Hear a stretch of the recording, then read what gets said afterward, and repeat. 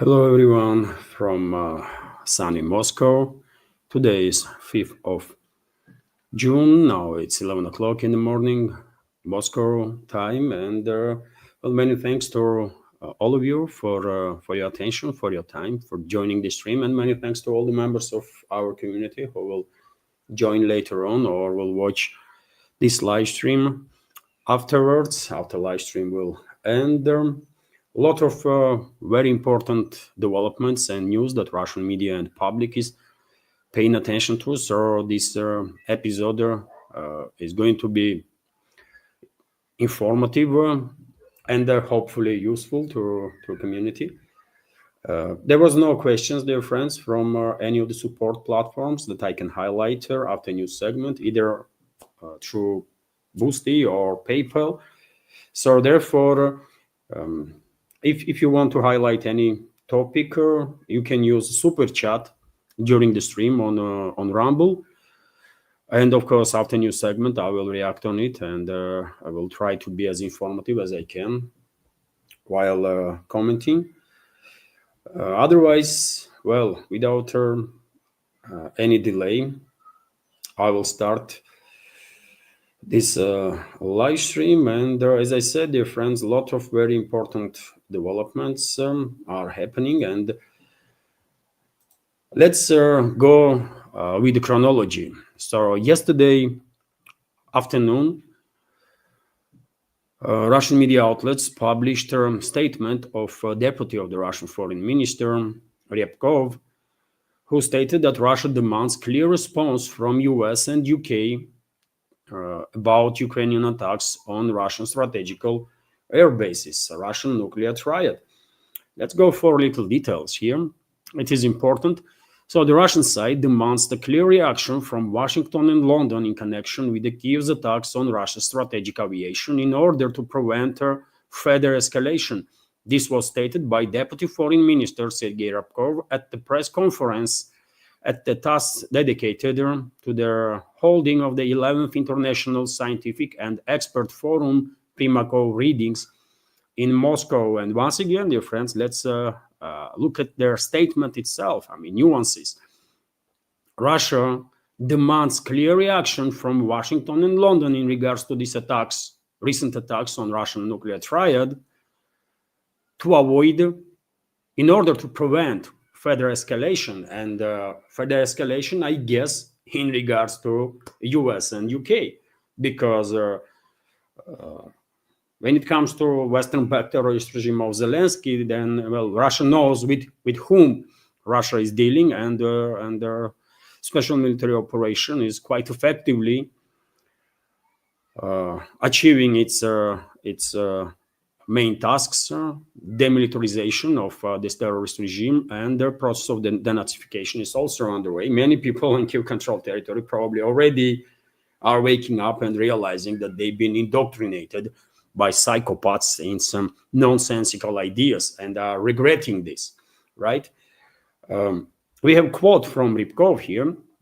Last night and this morning, social media was filled with the speculation about how it would have been impossible to prepare this attack on airfields in Russia without very careful provision of geospatial data by those who have this capability and who are sharing this data with Kiev.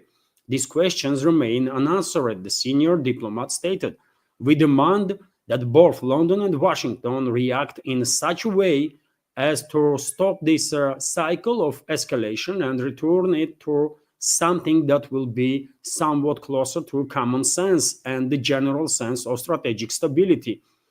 Very important statements, by the way. Ryabkov is talking about strategic stability, and he's talking about it in regards to Washington and London. I hope that this concept of strategic stability does not belong to their past, and we will find their sufficient share of reason in Western capitals, including London. Ryabkov emphasized. Focus is on London. Okay, Deputy Foreign Minister of the Russian Federation noted that those outrageous criminal actions by the Kiev regime definitely point to further escalation. There are no restrictions either on the part of Kiev or on the part of Kiev sponsors, including Britain, who are doing everything, simply everything, to disrupt any opportunity to reach a peaceful resolution to this situation. The terrorist nature of their acts is obvious to everyone.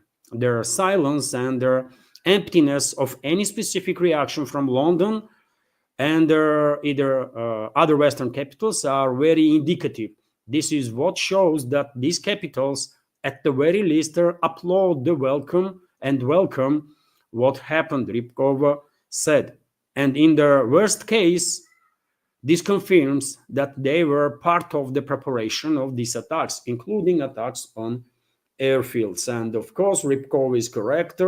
These terrorist attacks on Russian strategical airfields, and this war crime, by the way, and it is war crime because, as I said yesterday, you cannot carry out military operations without designating your personnel as a military. You cannot use civilian infrastructure for that. So Kiev regime and its NATO backers, Washington and London primarily, committed a war crime also, while orchestrating this attack on Russian strategical airfields, all right? And well, after Rybkov's statements, it didn't take longer before Russian president spoke about the matter of recent terrorist attacks that was committed by Kiev regime and its Western backers. And during his meeting with the cabinet, he made quite a few very important statements. So, for example, he said, who negotiate with those who rely on terror? Who negotiates with the terrorists? Vladimir Putin stated on Kiev's requests for a high-level face-to-face summit. So by saying so, Vladimir Putin dismissed straight away possibility that he will meet now or anytime soon with the terrorist and mass murderer Zelensky. So I think this topic is closed now. Russian president also went to say during this meeting with the Russian government members, and I give you some key points from his statements. Their decision on a terrorist attack were made in Ukraine at the political level. The illegitimate regime is degenerating into a terrorist organization, and its sponsors are becoming accomplices of terrorists. So very important statement from Russian president, which might be indicator that potentially Moscow will designate Kiev regime as a terrorist organization. And in that case, of course,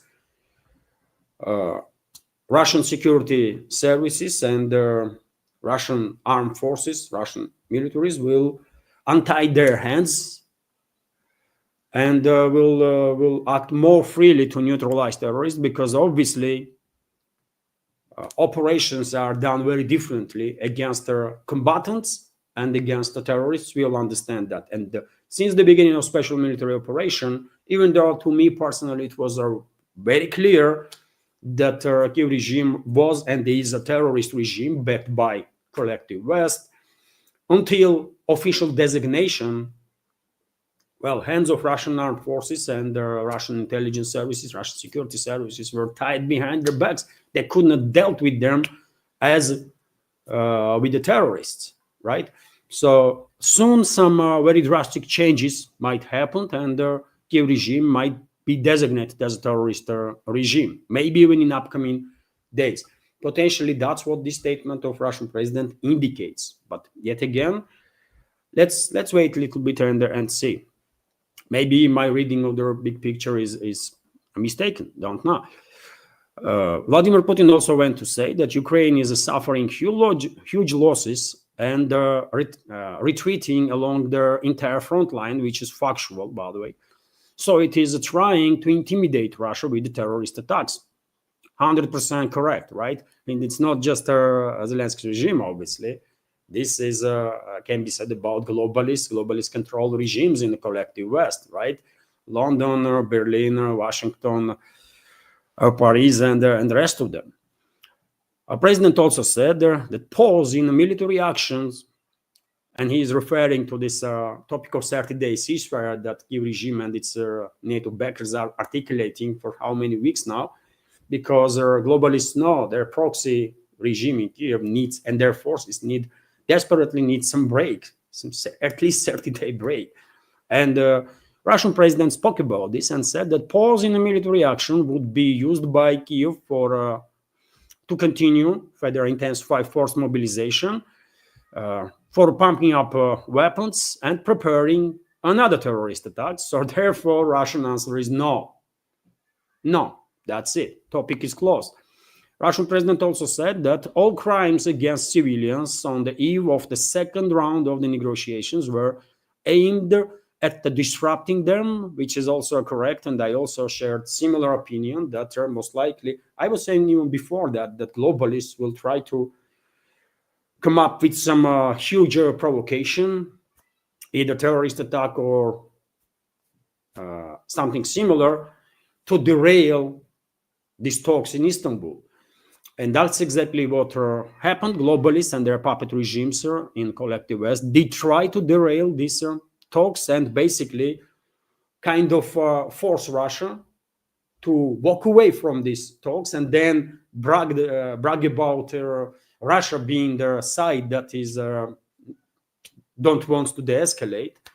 But this attempt failed clearly because Russia, despite these terrorist attacks on Russian railway network and also on the Russian strategical airfields, Russian delegation went to Istanbul and transferred memorandum to enemy side, and also some agreements in humanitarian field was agreed. At least Russian side is ready to take certain steps in a humanitarian direction, and I spoke about this during the previous updates, right?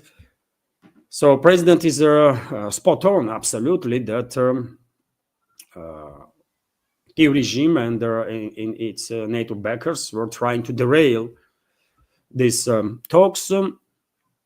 Also, he highlighted that the Kiev regime does not need a peace at all, since it would mean a loss of power for them, which is also correct, by the way.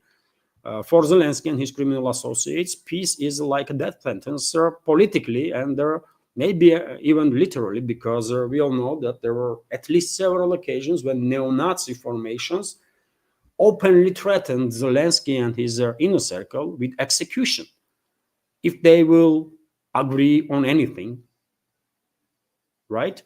If they will go for the escalation. And one should keep in mind that these Ukrainian neo-Nazi formations are controlled by which terrorist organizations? By CIA and MI6. They are armed and controlled by CIA and MI6.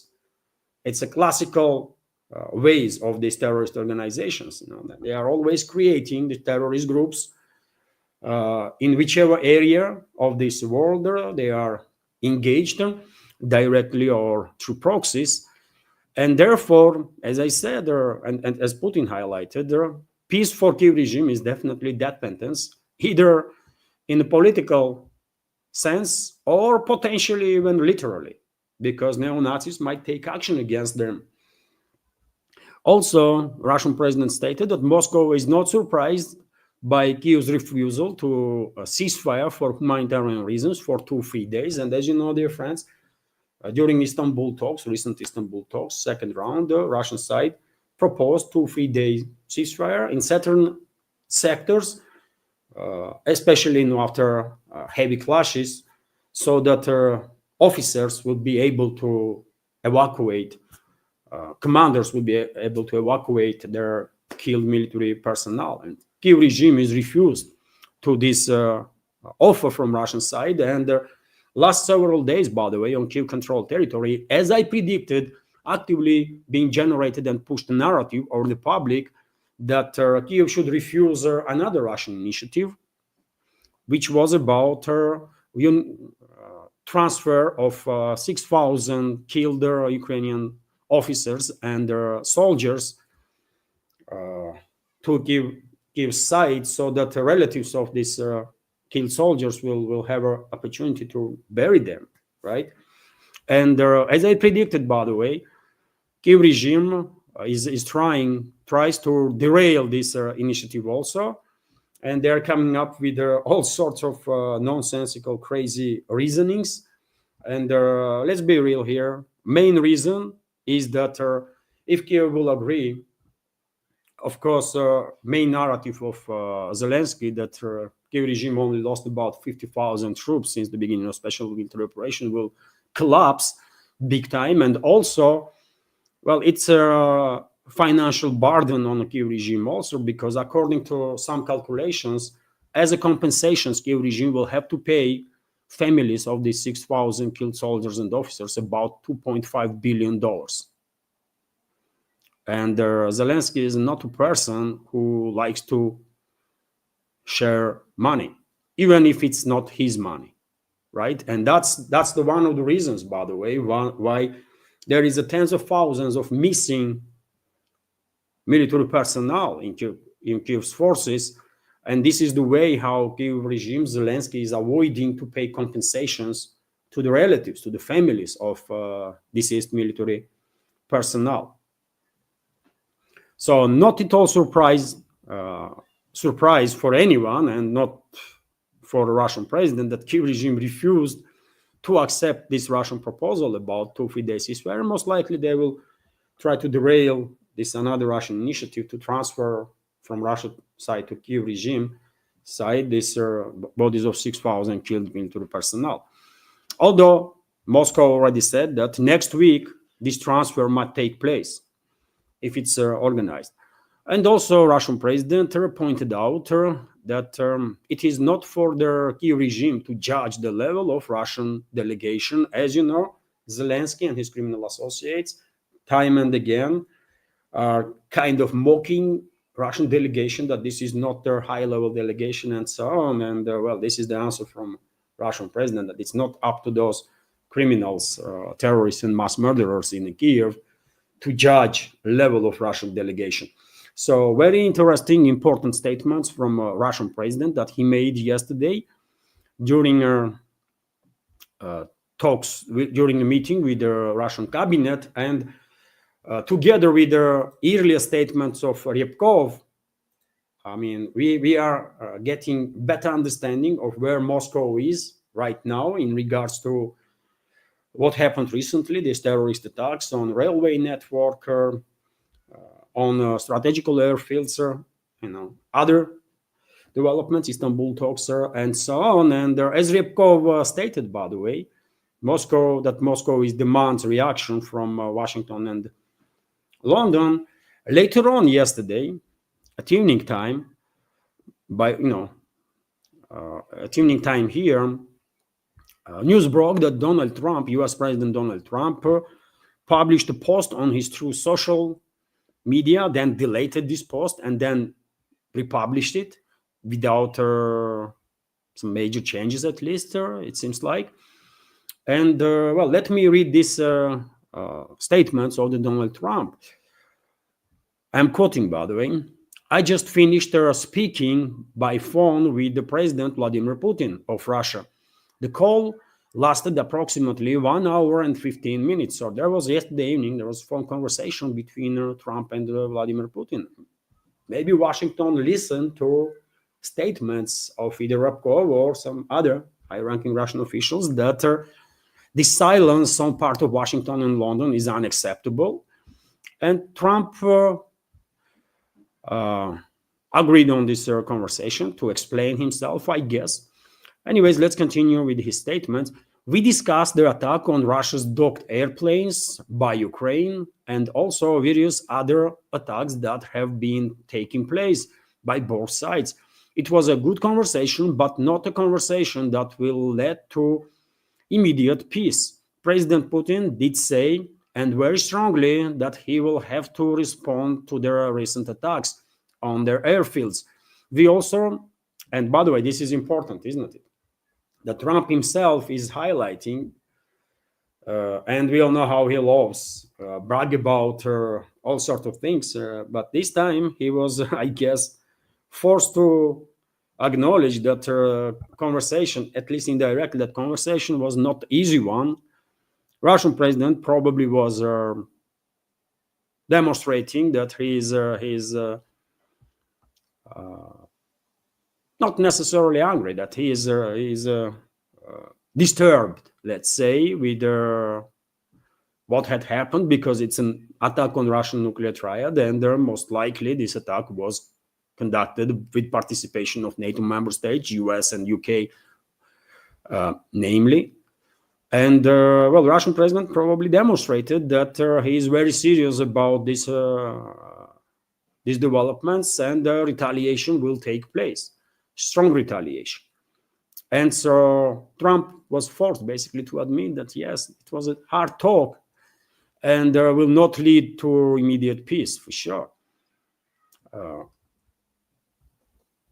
And he also highlighted that Russian side will retaliate. So I guess we just have to wait and see what this retaliation will look like, because Russian nuclear triad was breached, one may argue, to restore, or Russian nuclear deterrent was breached with this attack. To restore this nuclear deterrence, obviously some strong force have to be used, and not just only against the military assets of Western-backed terrorist regime of Zelensky, but against military assets of the countries that were participating in this attack, one way or another.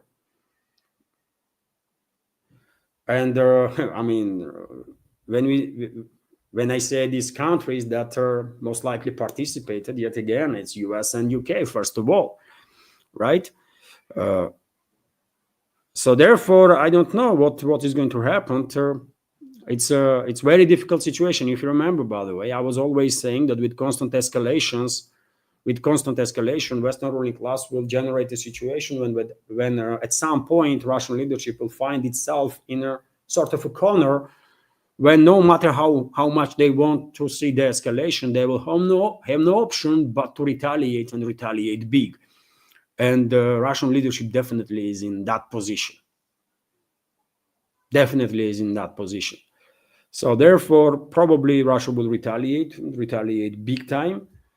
It just has to happen to restore Russia's nuclear triad, because Russia's nuclear deterrence, because you cannot attack nuclear triad, by the way. You cannot attack nuclear forces. It is just too dangerous. And Washington and London made a fatal mistake by organizing this attack. And if they think they have plausible deniability on their hands, and they can say it was a Kiev regime, it has nothing to do with us, well, I mean, this game can be played by both sides. Russia can play this game, and quite well. So we will find out soon. What is going to happen. But I guess conversation between Trump and Putin definitely was one of the most difficult conversations that Trump had ever has. Right? And in his post, he went to also say that they also discuss Iran, and the fact that time is running out on Iran's decision in regards to nuclear weapons, which must be made quickly. I stated to President Putin that Iran cannot have nuclear weapons, and on this I believe that we were in agreement. President Putin suggested that he will participate in the discussions with Iran, and that he could perhaps be helpful in getting this brought to the rapid conclusion. It is my opinion that Iran has been slow walking their decision on this very important matter, and we will need a definitive answer in a very short period of time. And well, Iran responded, by the way. Even before Trump posted this article, I shared on my Telegram and Twitter X page statements from Iran's foreign minister, Abbas Araghchi, who said directly that if US is demanding that Iran would not have nuclear weapons, then, well, Iran is happy with that. right? Because they have no intention to build their nuclear weapons. But if Washington demands Iran to get rid of, excuse me, enrichment capabilities, then well, it's a deadlock. There is no path forward from there. So ball is actually on US's side, not on the Iran side. Iran is very clear where it stands, right? But anyways, of course, we are focused now on Ukrainian crisis, Russia-US, Russia-NATO relations. In regards to Iranian crisis, later on, I'll give you additional information, dear friends. And so interesting statements from Trump, for sure. And well, it was not just a Trump, but also Pope, who had a phone conversation with the Russian president yesterday. And not surprisingly, Leo XIV asked Putin to make a gesture that would favor peace. I mean, how convenient, isn't it? So according to these elements, these individuals, this Pope and Donald Trump, who at one point joked around being a Pope himself, according to these elements, Russia should observe whatever terrorist attacks Russian enemies will conduct against us and do nothing in retaliation. I mean, I don't know, man. I'm not going to talk.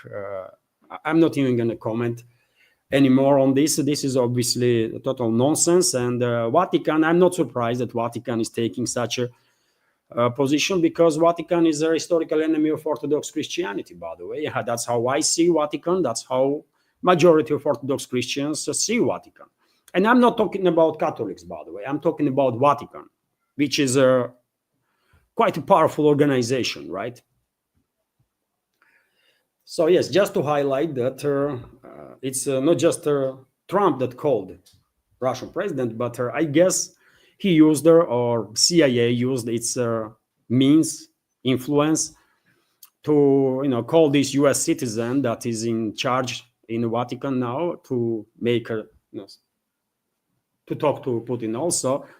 Okay, we hear what they have to say, but Russia will do what Russia has to do. Period.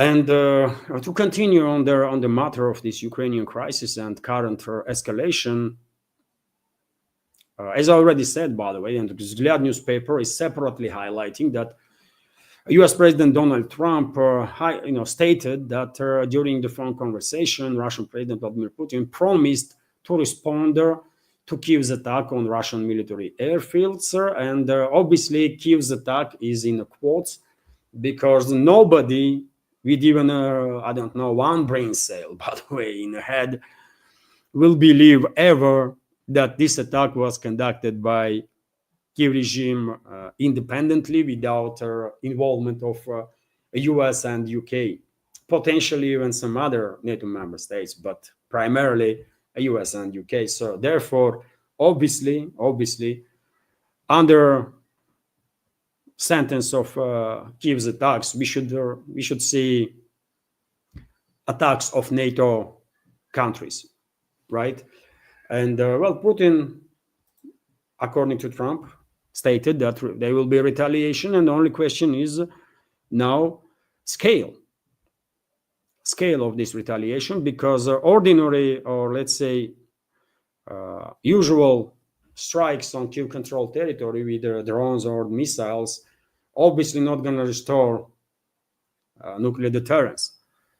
We all understand that, and I think there is no questions about it in Kremlin also. So I guess there will be some, if you ask me what might happen, then I can tell you that probably Russia will take some strong actions against her military and logistical infrastructure of the Kiev regime. Maybe even Moscow will designate Kiev regime as a terrorist regime, and their action will be taken to neutralize leadership of this terrorist organization. That's the one direction. And another direction, well, something might happen with their, and most likely will happen with US and British military assets sometime in the future, by the way, not necessarily today, tomorrow, or after a week. Sometime in the future, let's say, something will happen with the significant military assets of UK, US, and whichever other country from NATO was involved in any way, shape, or form on these attacks against Russian nuclear triad, and Moscow will say that you know what, we had no idea that this was coming. I mean, yeah, how sad. We did not knew. I mean, we were not informed, and as I said, by the way, plausible deniability works both ways, right? And well, Russian leadership might say, yes, man, things happened, and you know what, you're welcome. Let's continue. That's it. But something bigger is definitely going to happen, by the way.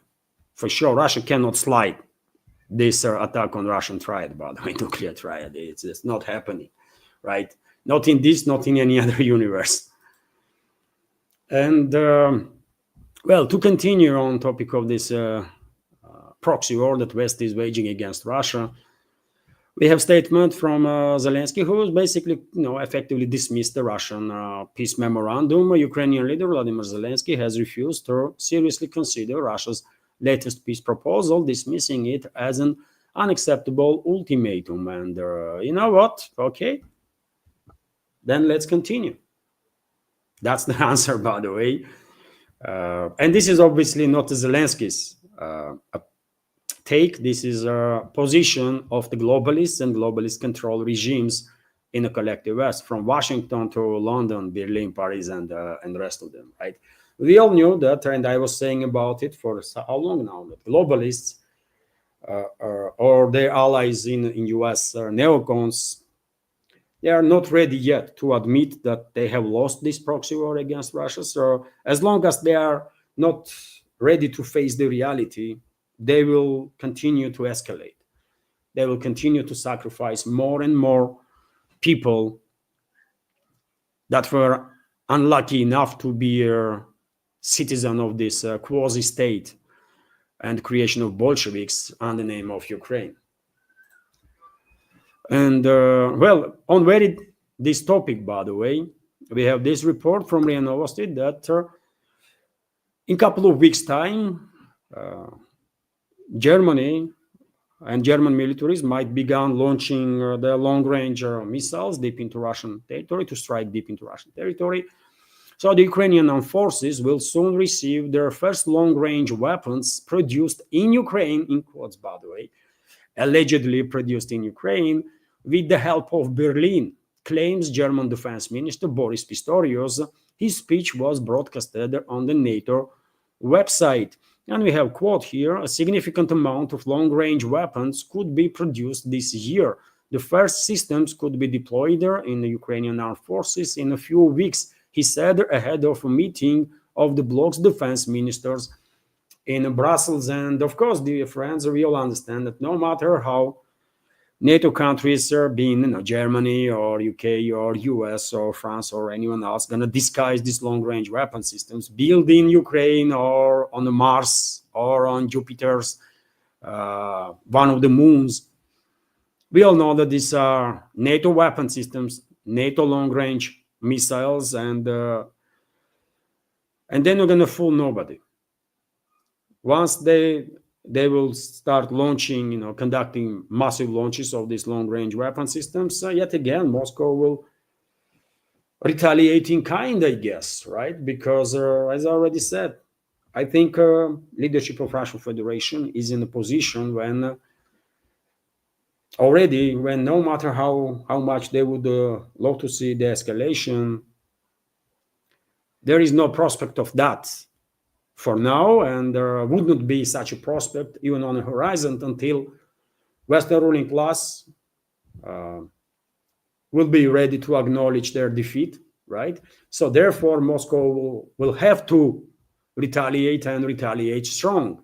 And retaliations only on Kiev-controlled territory, as we already see dozens of times, by the way, does not really influence calculus of the globalists or the Western ruling class, right? Because They are not in danger. They don't care.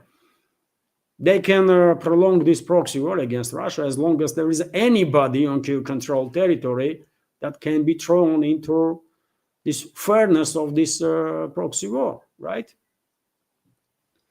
And one may ask, what is going to be next phase of escalation after these long-range missiles? I mean, how far collective West might go? And I said many times before, dear friends, that next phase of escalation is an attempt to transform Kiev regime into a nuclear-armed regime, and work in this direction has already been done. It's too clear for me personally, because there was dozens of statements by Western public figures, dozens of articles on very same topic in big names in Western media, Western propaganda outlets, right? And this was done for a reason. This is not random developments, right?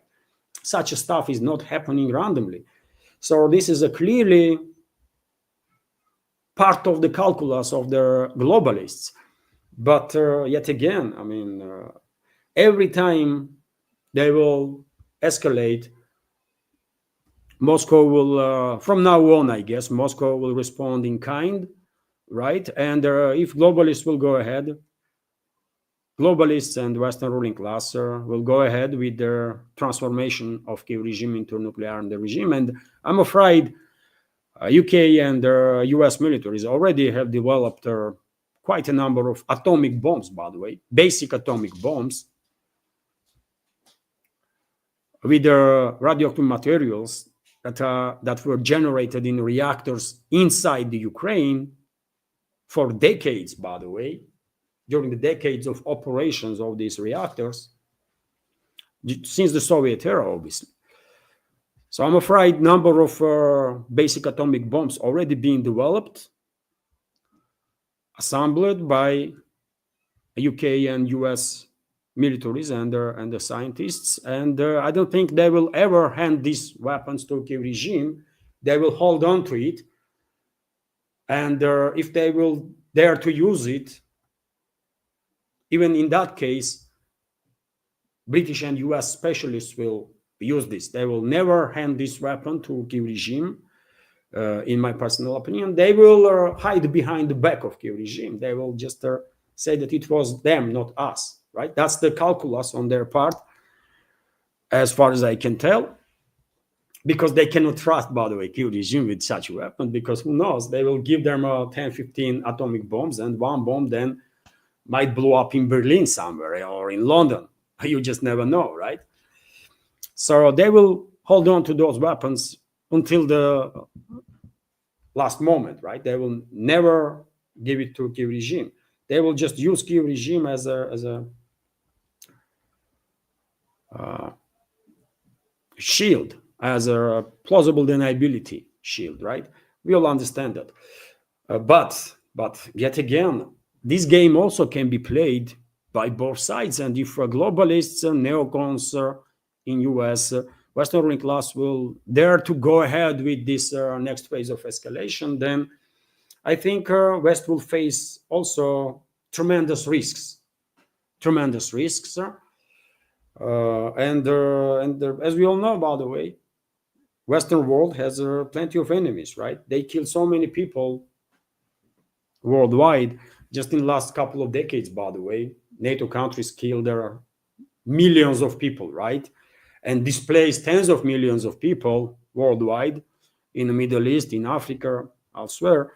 So they have plenty of enemies, right? That would love to acquire some dirty bombs to avenge for their families, for their loved ones, for their homelands, right?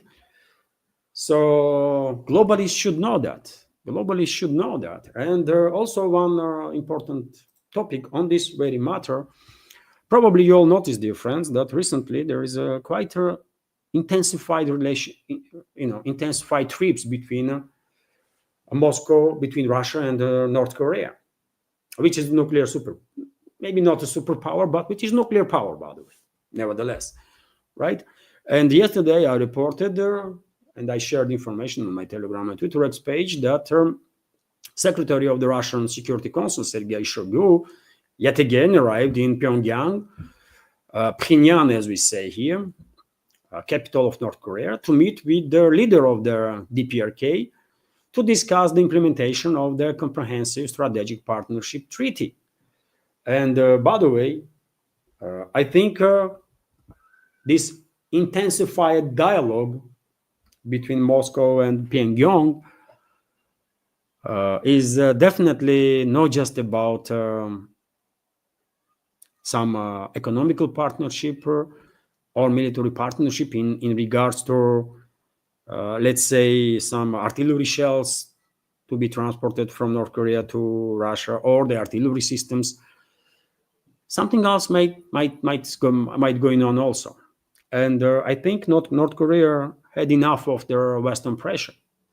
One should also keep in mind that North Korea is under Western sanctions for since the end of Korean War, basically. Since the pause, actually, in the Korean War. This war never ended. Peace treaty was never signed, right? War was just paused by sides. And yes, if Western ruling class will go ahead with the transformation of Kiev regime as the next phase of escalation with Russia into nuclear armed regime, then, well, as I said, there are plenty of countries, plenty of people and groups of people in this world that will love to revenge their loved ones that were killed by NATO countries in last decades. And, they might one day acquire some devastating weapons, This game can be played both sides, both ways. So, I mean, it's better for the citizens of the Western countries, by the way, to wake up, because their leadership is pushing this war towards total disaster, man, total disaster. And what is interesting, last several days, especially after NATO attack on Russian nuclear triad, I have seen quite a number of statements from the Western experts, from former and even current officials and militaries in the West, that were calling for a restrained Western world, because they are realizing that Western ruling class went just too far, and they are realizing that if collective West continues on this direction, entire world gonna end up in a deep trouble, including Western world, that would not survive, right? And they understand, they are experts, they understand that Western world would not survive, right? It's not on another planet, it's still on this planet, right? So yes, I mean, that's what is happening, dear friends. Obviously, I think majority of society worldwide is interested now and focused on potential Russian retaliation. And as I said, we should not expect anything right now, today, tomorrow, day after. I think Russia will take some action against Kiev regime's military and logistical infrastructure. And it is absolutely not necessary that Russia will openly strike some military assets of NATO countries that were involved in this attack on Russian nuclear triad. No. Why would Russia do that, right? But sometime in relatively near future, something is definitely going to happen to very important military assets of involved countries, involved NATO member states, involved in this terrorist attack on Russian nuclear triad. That's how it's going to play out, I think. So if anyone expects that Russia is going to strike, I don't know, in London, it's not going to happen, by the way. No. Plausible deniability, as I said, is something that can be used by everybody, really, if it comes to it, right? And, well, dear friends, this is first part, let's say, of this live stream. And before I continue, let me notice that as many veterans of community know, this media project is completely subscriber funded. That's the only way you can be independent in reality. If you are only based on support from community, And dear friends, if you like my work, if you think my programs are informative, useful, please consider to support my work and this project. You can do it through several means. You can donate to this project through PayPal platform. And if you open link of PayPal, don't be confused, dear friend. It is my wife's account, Anna Philipson Caballero. I don't have PayPal account, so therefore, now wife is helping me. Earlier, our moderator on YouTube, Magda, was helping me with her account on PayPal, but now it's my wife's account. So yes, you can donate either through PayPal or through Boosty, by the way. You can also subscribe to my Patreon page, on which or Boosty page, by the way, on which yesterday I published yet another episode of Informal Talker and the news update. Yesterday evening, by the way, me and some of family members went for a little walk, and this little walk lasted for about 5-6 hours, and I was making short videos in different parts of Moscow and simultaneously sharing relevant information, including about phone conversation. Dear friends, I can see Nidish Kumar is kind of leaving. Program is not ended yet, dear friends. I have plenty of news to share. This is just a little pause in the programming. First part is finished, but I have a lot more news to share. Sorry if I created confusion. And so yes, we went for a little walk, and I was making videos and sharing information. And about 1 o'clock at night, by the way, I published that video on Patreon and Boosty platforms. Hopefully, communities find it interesting and useful. So as I said, I'm telling you this because I have quite a lot of extra content on Patreon and Boosty platforms as my thank for your support. So you can subscribe to my Patreon or Boosty platforms. That will be great support also, and you can choose your level of monthly support from $5 to, I don't know, 10, 20, 50, 100. I don't have if I'm not mistaken,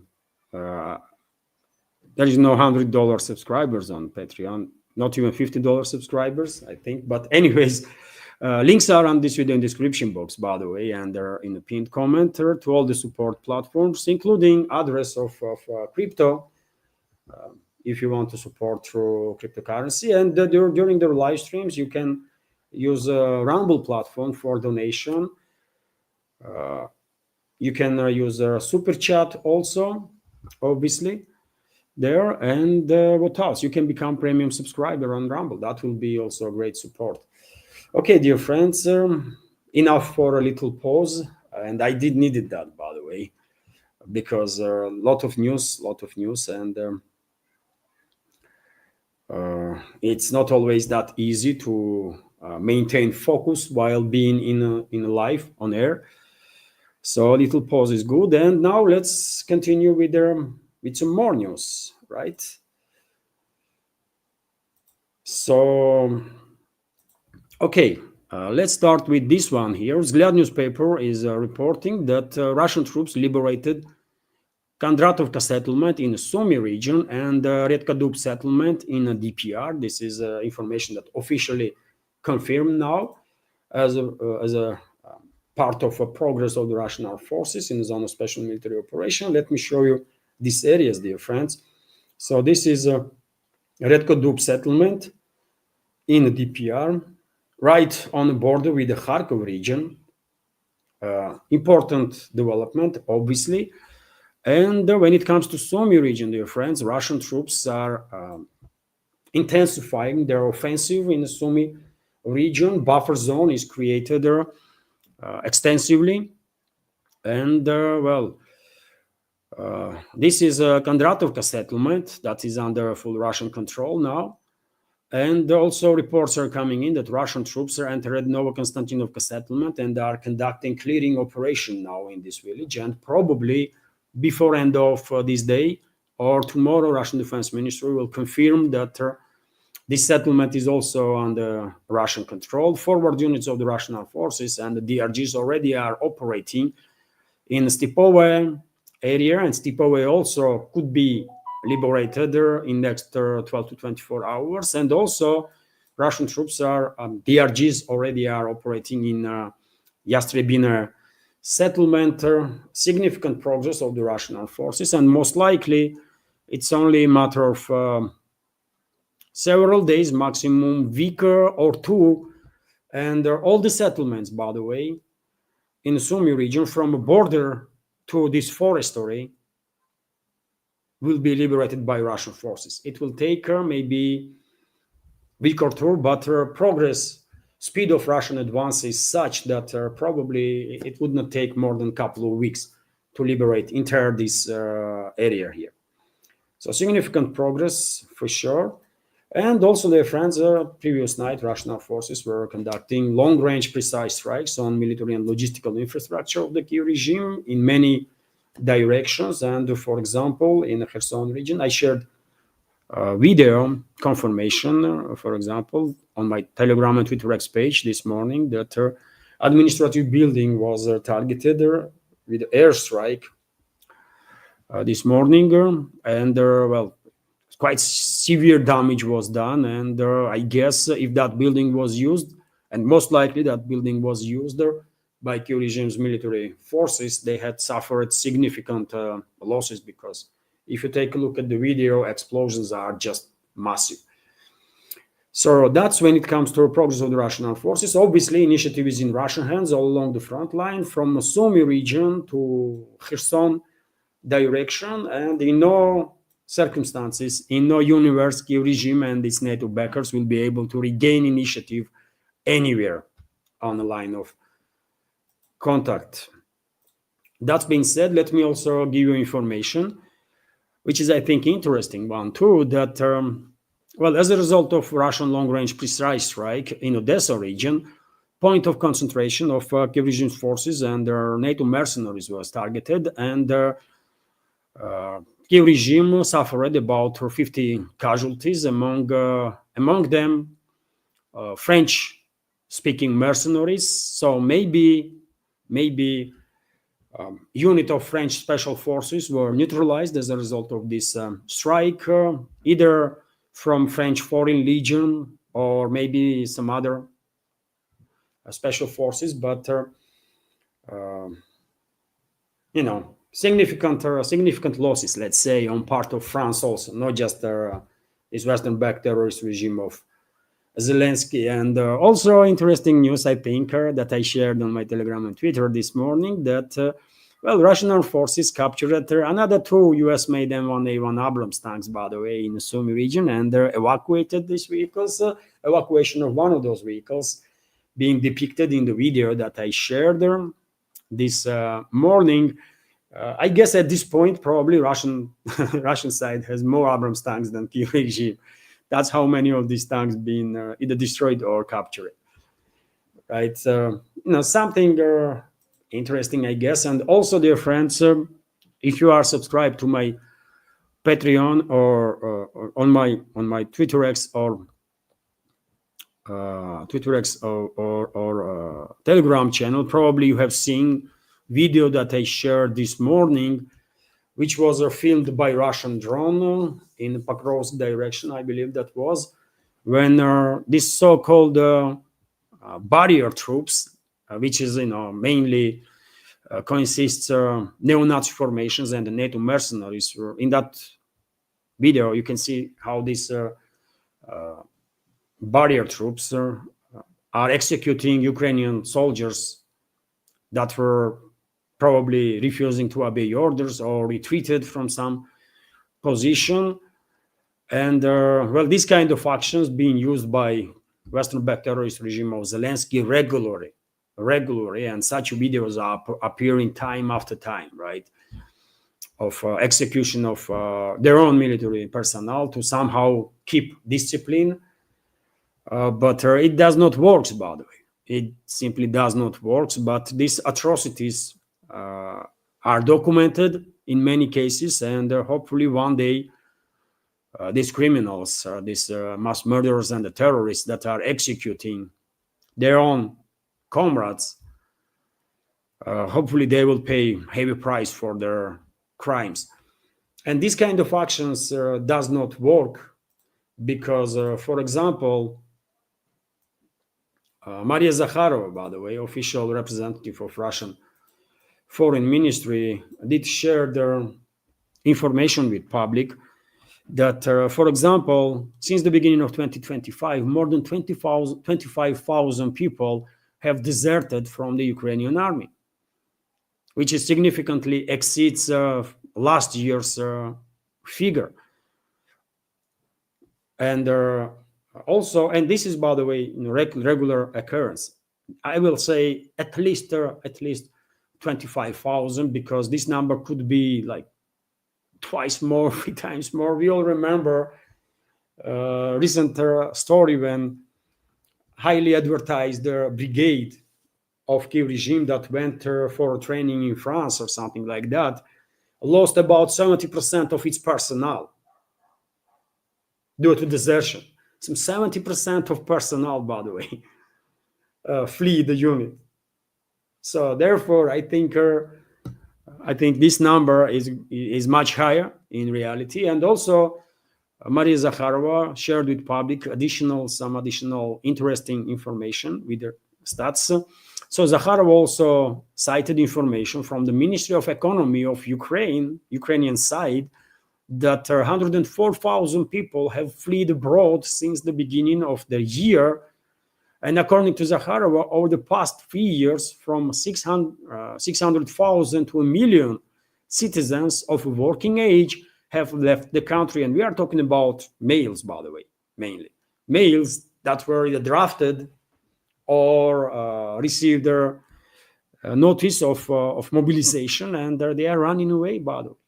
Up to 1 million people escaped from being forcefully mobilized, and there are somewhere, in Europe. Some of them maybe are already in Russia too, by the way, because many people are escaping to EU countries, and then from there are flying to Russia and asking for asylum, and eventually, if they have never participated in a criminal activity, they are getting Russian citizenship if they want to, by the way.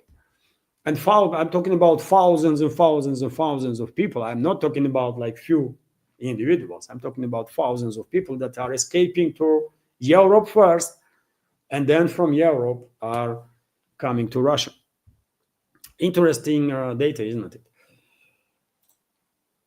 To continue, dear friends, well, as long as still there is anybody left in Kiev-controlled territory, globalist controlled regimes in the West, being, Washington regime, London regime, Paris, Berlin, others, they will continue to prolong this proxy war and to sacrifice these people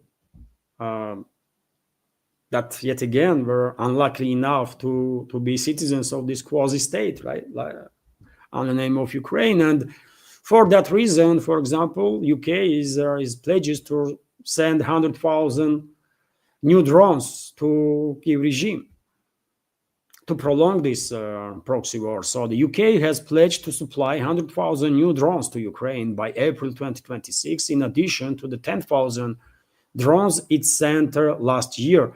The announcement coincides with Britain's newly unveiling strategic defense review, which proposes steps to rearm its military in light of what it paints as a threat posed by Russia. Yeah, Russia, by the way, they're gonna put Russia everywhere, by the way. They're gonna justify literally everything with their imaginary Russian threat.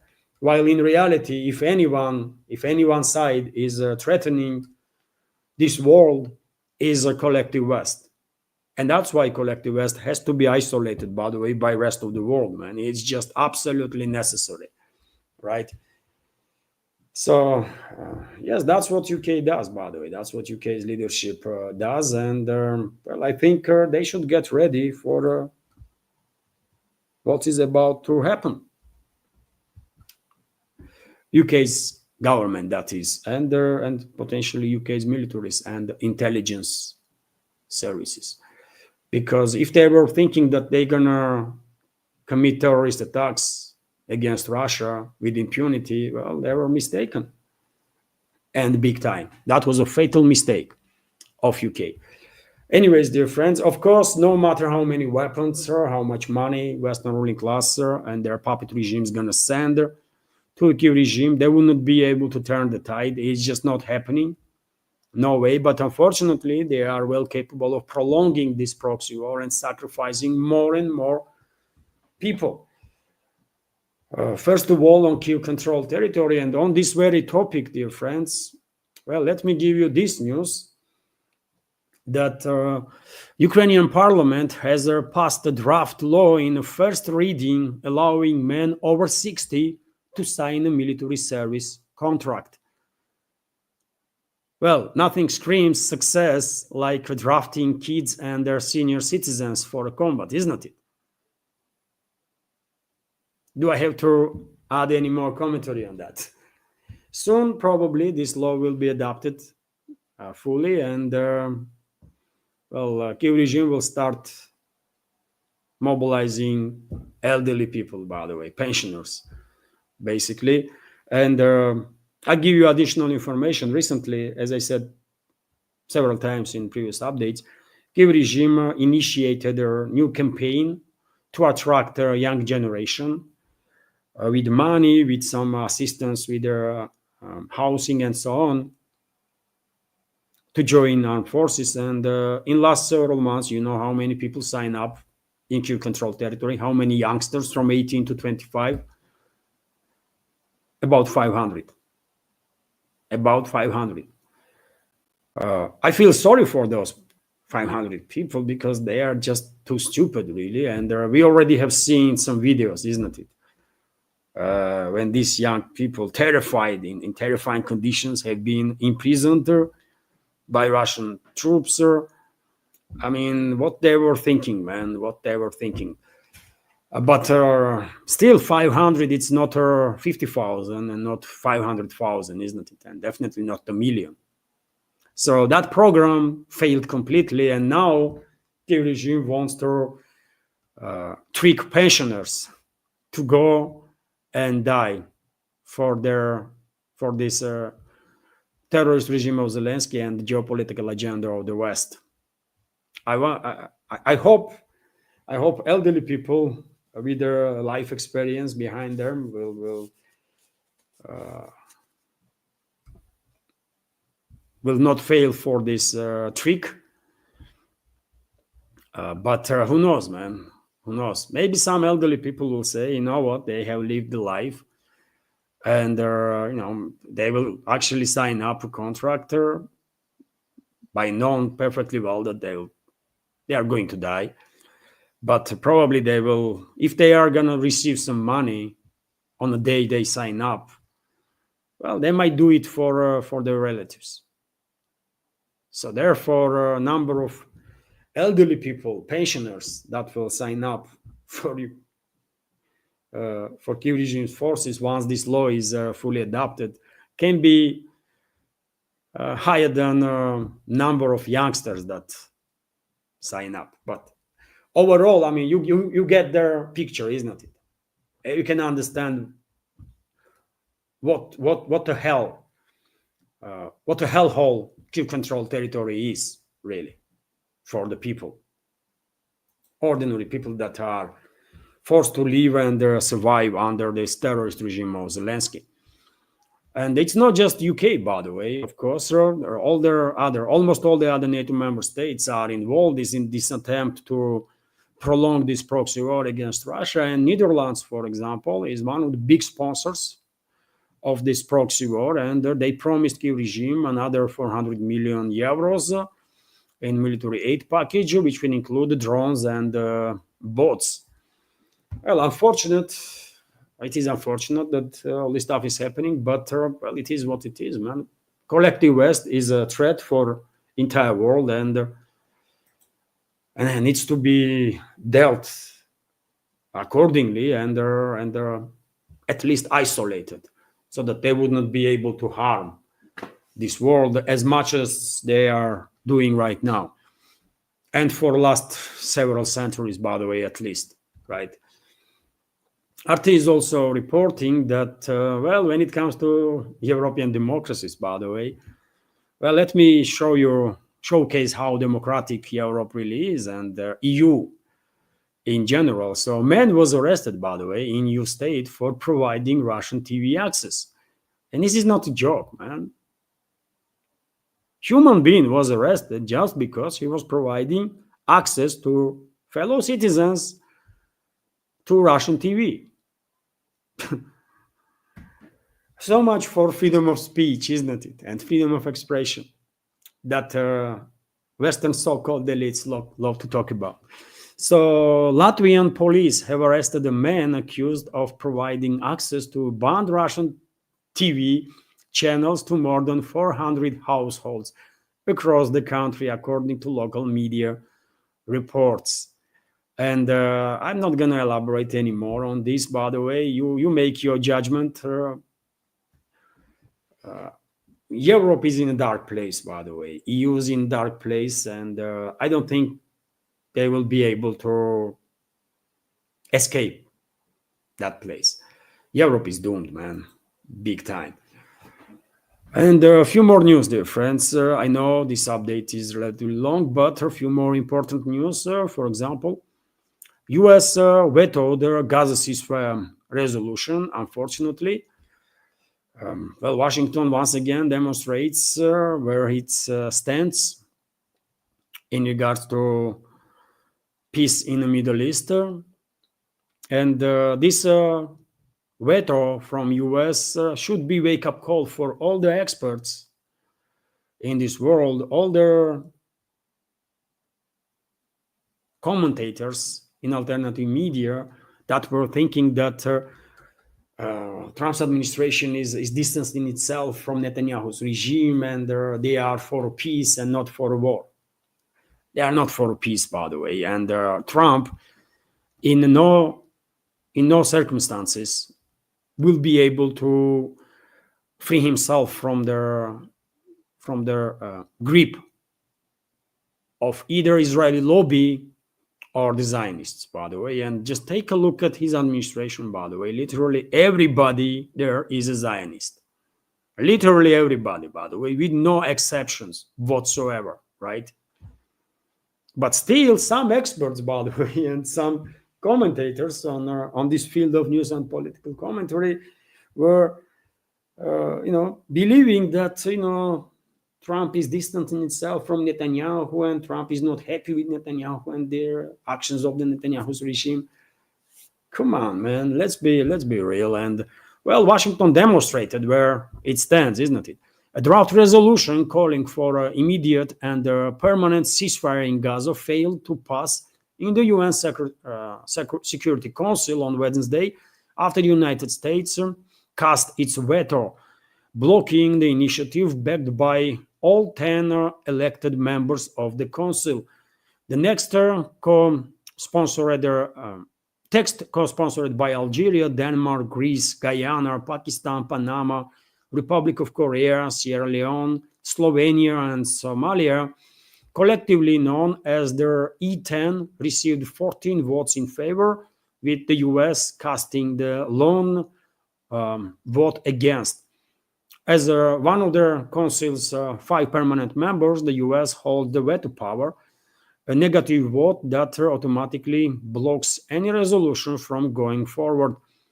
Had it been adopted, the draft would have demanded an immediate, unconditional, and permanent ceasefire in Gaza to be respected by all parties, but this is not going to happen. And by the way, even if US would vote in favor, I don't think Netanyahu's regime would take it into account. They will continue to commit crimes against humanity and war crimes, as they do for how long now? for how many decades now, by the way.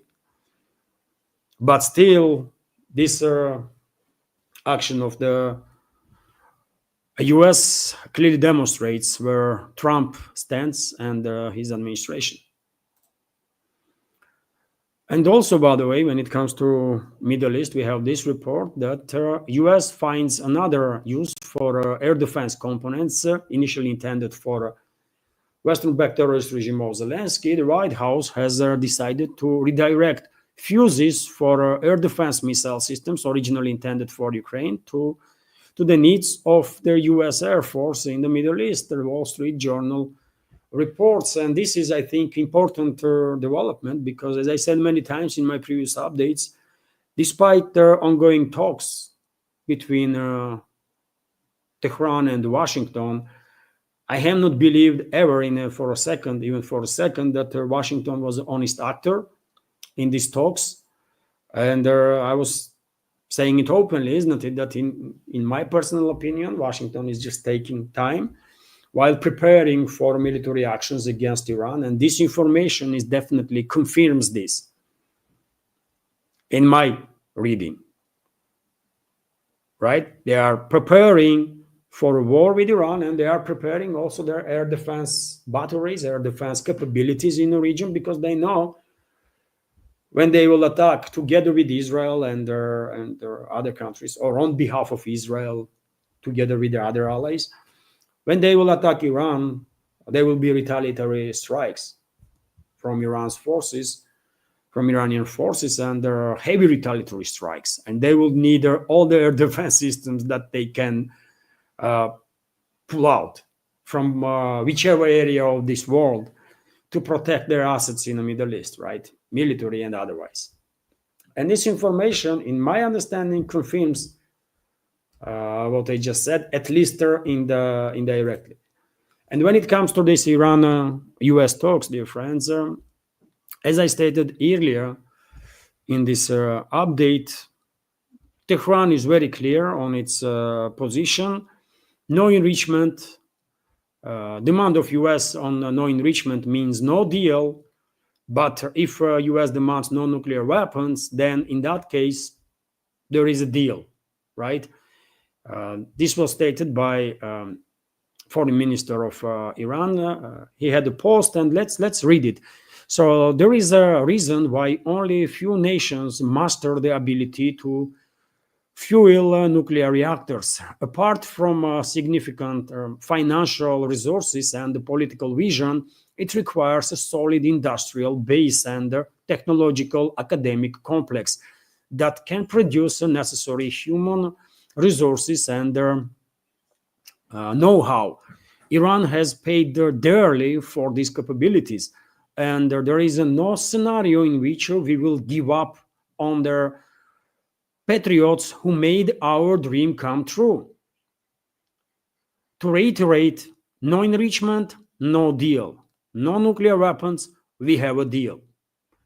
This was stated by Foreign Minister of Iran, Abbas Araghchi, yesterday. And after this statement, by the way, and Trump should be briefed about this, right?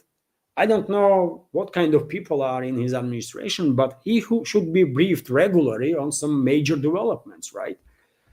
And later on yesterday, after phone conversation with the Russian president, as I highlighted earlier during this stream, Trump went to talk about Iran, write about Iran in his post on True Social, and he said that Iran is kind of backtracking from achieving agreement.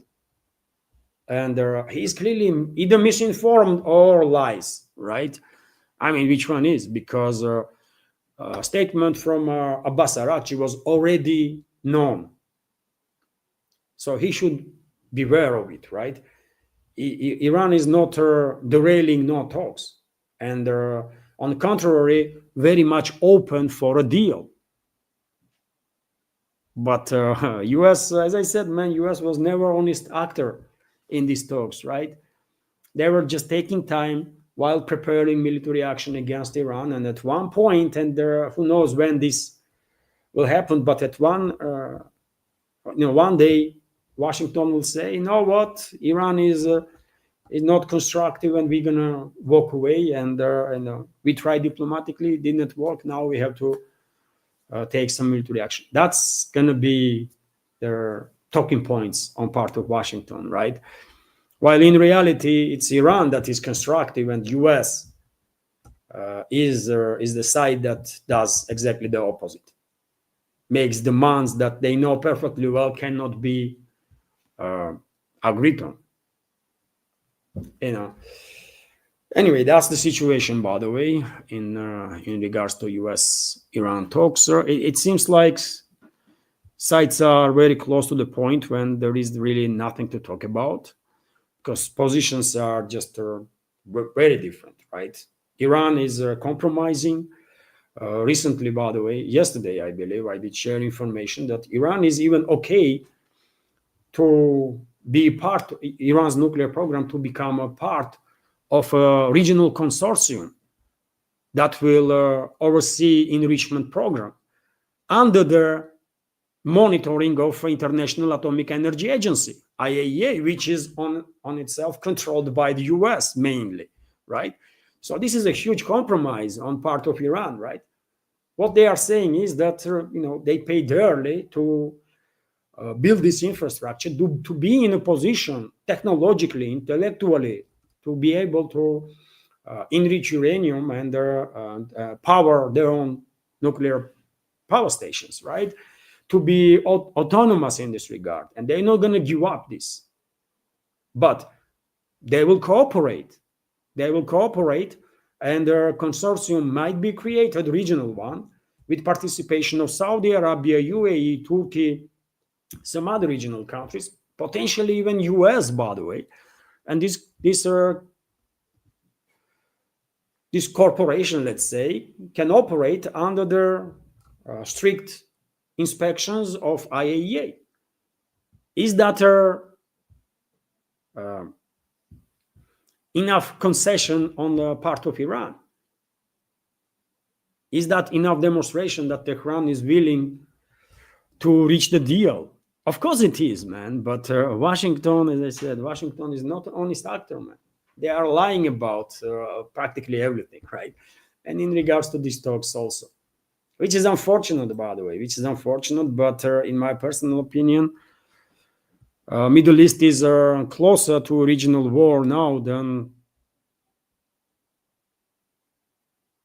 a true regional war. I mean, largest in last decades, probably closer than ever before, I'm afraid.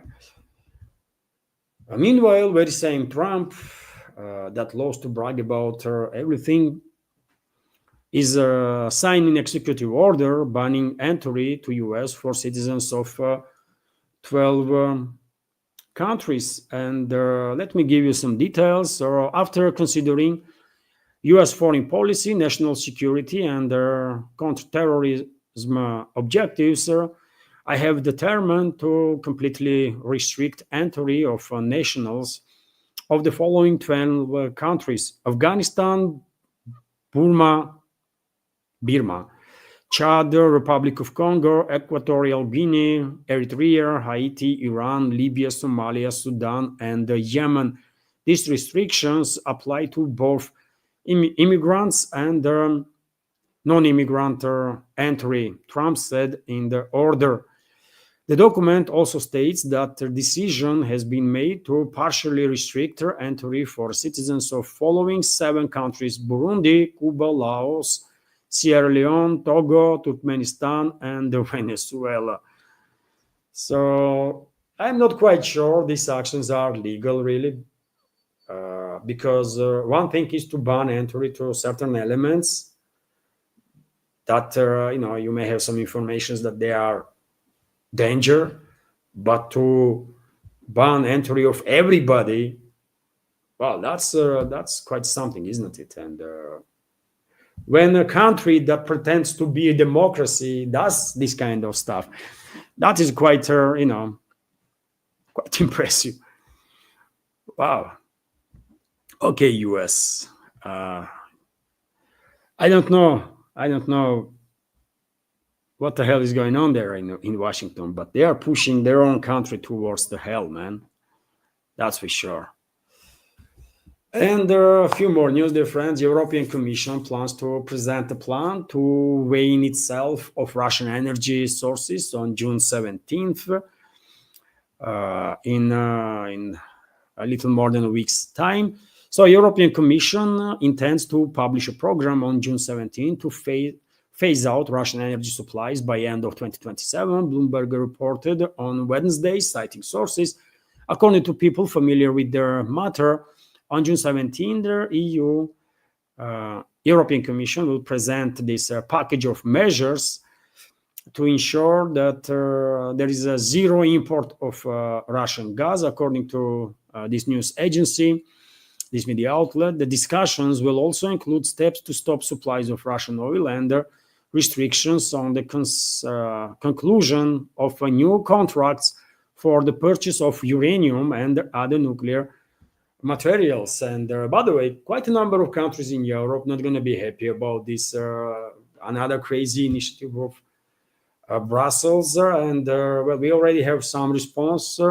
For example, France and Belgium, surprisingly for some, I guess, oppose EU's wide ban on Russian gas imports by 2027, demand clearer assessments of the economic and the legal impact first. And by the way, both countries are buying Russian gas, right? France, like months ago, probably was a number one buyer of Russian LNG.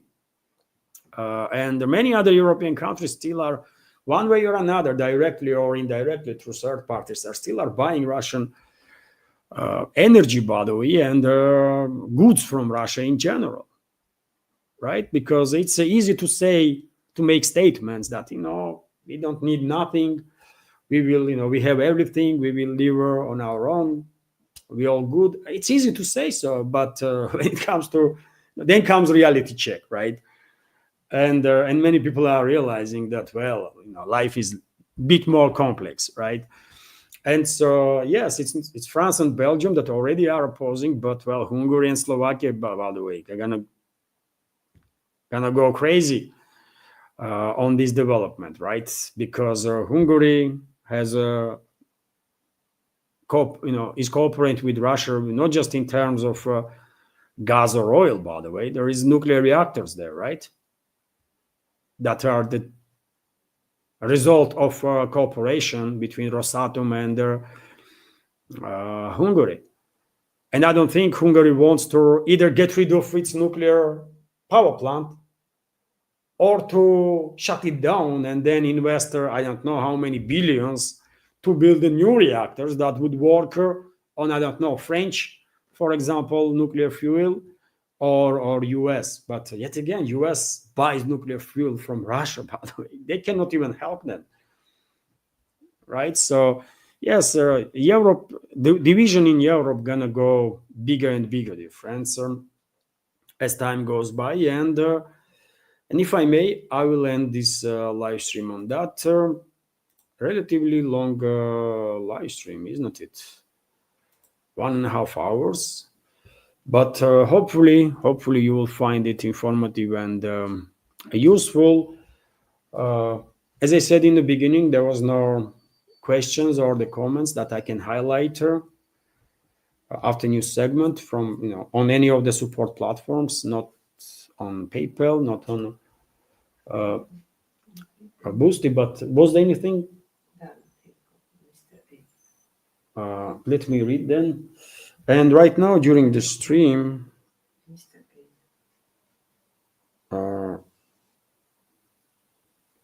okay, Mr. A, thank you very much for donation on PayPal. And comment is, thanks, Levan, best wishes, A. Truly grateful, truly grateful. And dear friends, yesterday there was also a donation. Einar, thank you, Einar. If you are watching, thank you, Einar, for yesterday's donation. And comment was gift for the Levan G. Thanks. Thank you, dear friends, for your support, for your assistance. Was there anything on any super chat on Rumble? Okay, then I can end. My wife, by the way, Anna, is assisting me. Once again, thank you all, dear friends, for your support, for your attention, for your time. Hopefully, you will find this episode informative and useful. Of course, during the day, I will be active on Twitter X and Telegram. And well, if some breaking news, maybe I will launch a second live stream later on. Let's see how they goes, dear friends. If you come across short videos from this live stream on YouTube or Rumble, and if you have time, please, you know, like those videos. You would already know context, so therefore that like might actually support, help to reach wider audience. And if you have time, please, dear friends, like this live stream and leave some commentary in comment section. That can also be very helpful to reach a wider audience. Once again, thank you all. Have a wonderful day and take care. Bye for now.